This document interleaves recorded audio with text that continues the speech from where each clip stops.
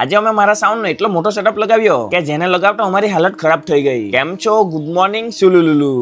સવારમાં ભાઈબંધ સાથે નીકળી ગયા હતા બીજા ભાઈબંધનો ટેમ્પો લેવા માટે. આપણે તો ગરીબ માણસ છે, પોતાનો ટેમ્પો નહીં મળે એટલે બીજાનો ટેમ્પો વાપરવા પડે.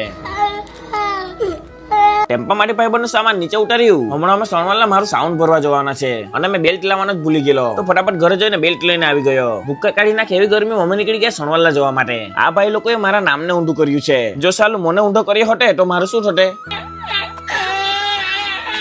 એક ટાઈમ પર બધું ચડાવી દેવાય પણ આ હાથી મામાને ચડાવવામાં બહુ તકલીફ થઈ. ટેમ્પામાં સામાન ભરીને અમે નીકળ્યા સુઠવાડ જોવા માટે, કારણ કે આજે સુઠવાડમાં છે આપણો નાઇટ પ્રોગ્રામ. ભર તડકામાં સુઠવાડ આવી ગયા અને પછી સામાન ઉતારી દીધું. હે દેવા રે દેવા, ઇસ ગરમી में हम डीजे वालों का क्या होगा.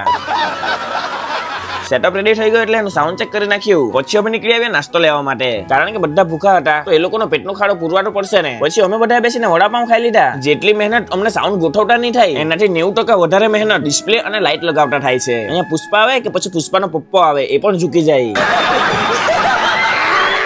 આજનો આપણો સેટઅપ કંઈક આવો દેખાય છે. ચાલો તો આપણા સાઉન્ડમાં કેવી મજા આવે એ તમને પણ બતાવી દેમ.